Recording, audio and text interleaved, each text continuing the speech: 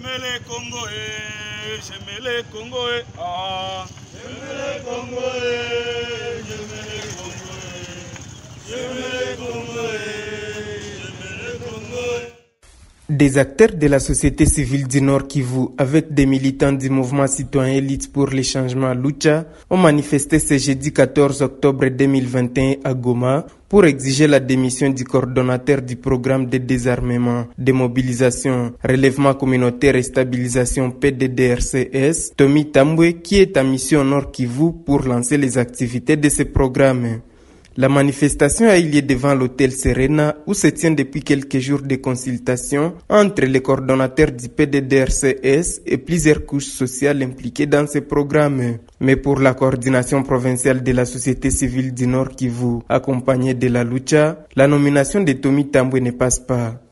Placide Nzilamba, acteur de la société civile du Nord Kivu, rappelle que l'actuel coordonnateur est également candidat à la démobilisation, comme tous les autres en tant que membre actif des rébellions qui ont endeuillé le Congo et l'Est spécialement.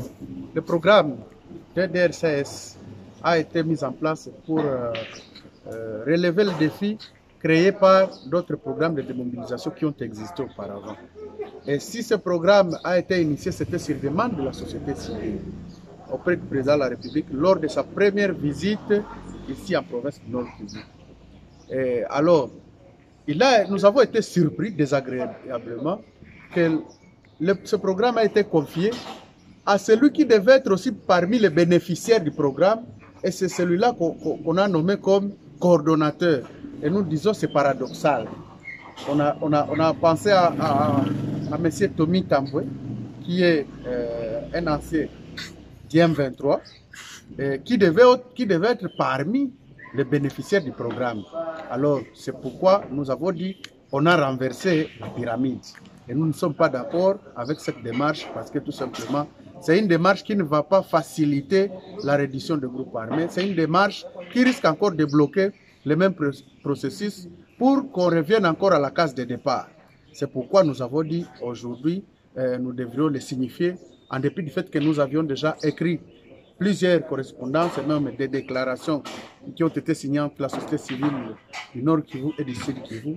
Nous avons dit, comme il est venu, on devait quand même le lui signifier par des gestes plus pacifiques, sans beaucoup de dérangement. Nzilamba annonce que toutes ces actions et manifestations non violentes visent à éveiller la bonne foi du président de la République qui pourra, selon lui, agir dans le bon sens pour contraindre Tommy Tambwe à la démission afin de donner la chance à ce programme d'évoluer. Nous ne comptons pas même évoluer dans les actions. Nous comptons sur la bonne foi du président de la République et nous pensons que le message lui parviendra et il agira dans le bon sens afin de contraindre M. Tommy Tambwe à démissionner de ces postes-là et donner la chance à ces programmes d'évoluer et de répondre aux besoins de la paix qui se manifestent dans notre province et même dans le province du Sud Kivu, du Maniema et même dans la province de Tanganyika. Et que donc il y a aussi la province de l'Ituri qui attend beaucoup de ces programmes. Et que donc à cause d'un individu, nous ne pouvons pas quand même gâcher la vie de toute cette population qui s'étend sur la zone du Tanganyika jusqu'à Ituri. Et que donc lui-même, en tant que fils digne de ce pays, il pourrait se sentir patriote et dire j'ai démissionné de ce poste pour donner la chance à ces programmes de répondre aux besoins de paix de nos communautés respectives et de nos provinces de l'Est.